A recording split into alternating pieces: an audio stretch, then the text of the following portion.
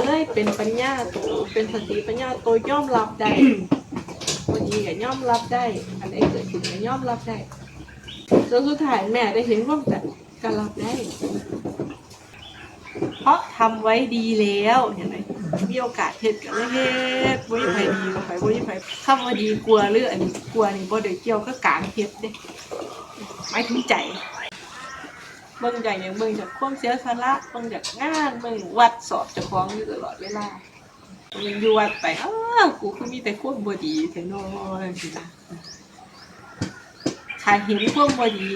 เฮาสิได้ละมันทันเด้สิบ่ได้เข้าไปก็ทำโอ้กูคือดีแท้เนาะแต่เบิ่งบ่ได้ความเป็นกลางถ้ากูดีปุ๊บเห็นความบ่ดีของหมู่ได้บัดนี้ถ้าหูว่าท่านอีกก็หลงไปอีก